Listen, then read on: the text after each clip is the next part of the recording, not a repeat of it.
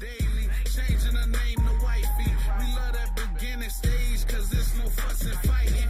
Everything feels so good. The weekly dates and movies. We break our necks to please the girl, but then we slack and lose her. Cause if you really love baby, then I'm sure you had like a little crew, but you weren't rolling solo or nothing. So who were some of your people you was rolling with? You was rolling with some dudes or your homegirls? Did you bring them in like, I got something going on, you trying to help me out with this? You know I really never rolled with crews. I really dealt with like older people because I want to learn from what I'm doing. I had one girlfriend, I love her to death, but she's in a federal prison. She's serving 13 life sentences. She actually has the most time ever in history, 380 years.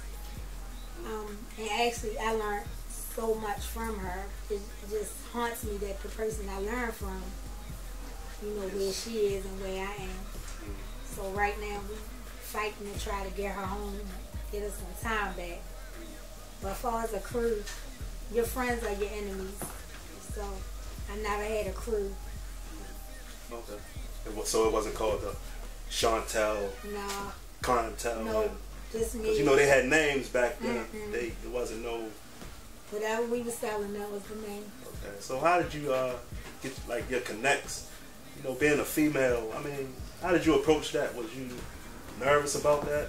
Well, one thing about me, a lot of people test you, and what I learned is I never drank liquor, I never smoked marijuana, I never used any kind of drugs, so my mind is always 100.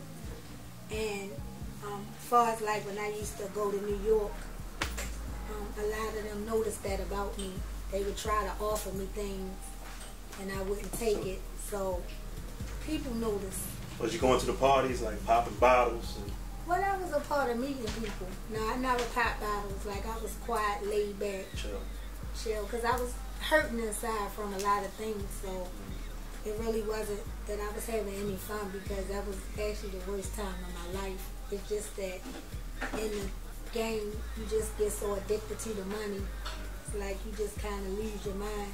Because the stuff you was selling, your mother was actually using, right? Right, and that's where my pain was at, like actually doing this to herself, but... Wow, that's crazy.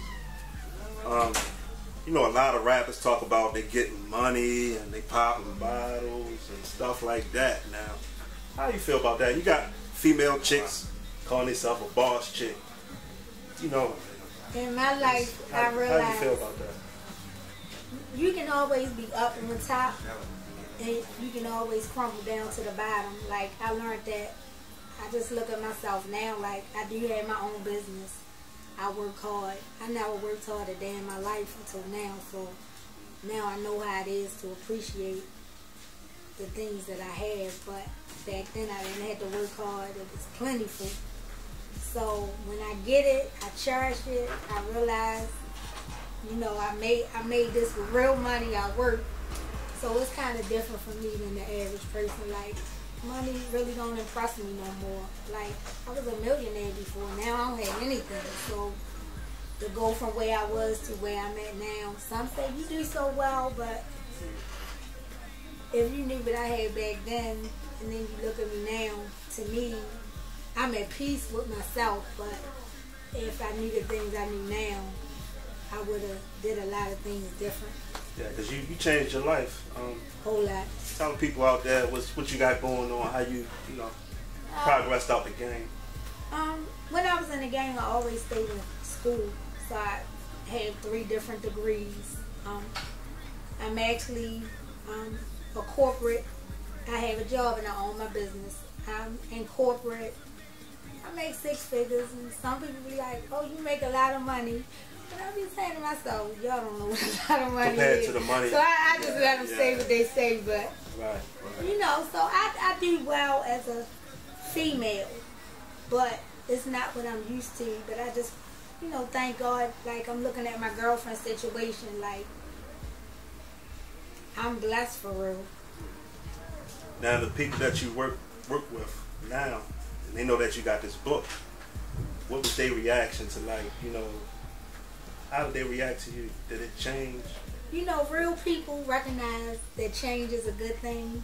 You have some haters, like I work with a lot of white people, so they be like, she used to do this and she used to do that, and then you had some people say, but she changed. And everybody has a past. That's why I'm fighting now. A lot of people that come home from prison, they having trouble getting jobs, so I'm working with legislation on that. I do a lot of political things behind the scenes, more so, because I know the struggles. It was hard for me to get a job with a record. I mean, my record 3 pages long, but I had to go to the board of nursing and say, this is what I did 20 years ago. Here, I had 3 degrees now. I have a master's in this and a master's in that. I went from here to there, and they gladly gave me a nursing license. Okay. So, congratulations on that. thank you. Been a nurse for 11 years now. Registered nurse. Okay. So you sticking people? Nah, I'm corporate. Oh, okay. All right. No, I don't do that no more. And getting back to your daughter, you put her in college too, right? Right. She's in law school at Grambling State University. So getting back to the music, like what type of things do she listen to? Because I know she know about your past. Like when you hear, do she listen to rap? She, like I told you, I raised her around, you know, Bryn Mawr.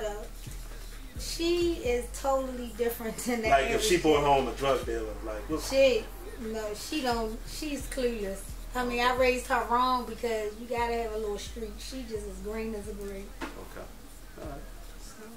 All right, now we're going to talk about the party you got coming up for the book Mastermind. Let's talk about that real quick, jumping into that. Okay, it's actually the second party of Mastermind. The first party was at the High Regency, Baltimore. It's free to all. You have to be 30 years old to get in. I can't get in. Yeah, right. The second one is in November. It'll be at the National Aquarium in Baltimore. And that one is free also, but we're taking canned good donations because I'm doing a Feed the Homeless drive on Thanksgiving Day. So the mission to that is canned goods only. So that's pretty much. And you told me you sold out the books. How many of these you sold? I sold 22,000 copies. Your first book? First book, last book. Oh man. Yeah, you gotta do something else. Yeah. I mean, I do a lot, but it really drained me. Like if my girlfriend was to get a pill or come home, then we would write a book about her. But or a movie. Yeah, she need a movie. She got the most time now, but she need a movie. Like, are you bringing it back out, more copies? I don't really handle that part about the copies, but I lucked up. The young lady from Frostburg had got stabbed and she died. She was from Baltimore, and her parents couldn't cover the funeral costs, so my book company basically donated to have her funeral here. So I sold about 2,000 copies to Frostburg. I just did a book signing at Temple State University Monday, and that went really well, and they ordered a lot of books. I went to Rockefeller Records and walked around and met people. So it's like very time consuming. So but then it's so you just out there hustling the book, and where can they find it, or It's sold out. The book is no more. It's gone until they bring it back out. Oh, okay. I had a quota of what I wanted sold, and that's what I did. Got to bring them back out, baby. I know. I'm doing 20 This other book things. is too powerful. I said it took me about an hour. I really can't read, you know what I mean? But it took me an hour, and I can't. It's a short read. Yeah, it's a powerful book. I wish you would bring out a movie. You know what I'm saying?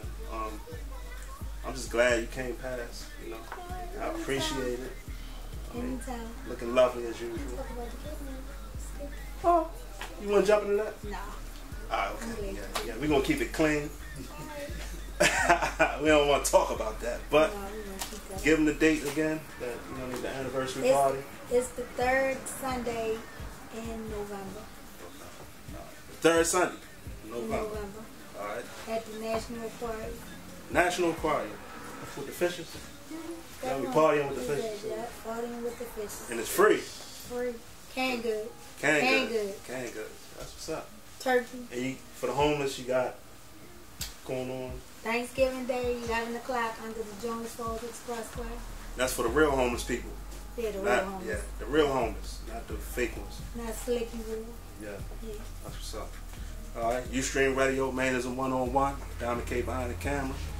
Y'all man, it's been a pleasure bringing you here, and I'm out. I'm thinking about a daily, changing the name to wifey. We love that beginning stage, cause there's no fuss and fighting. Everything feels so good.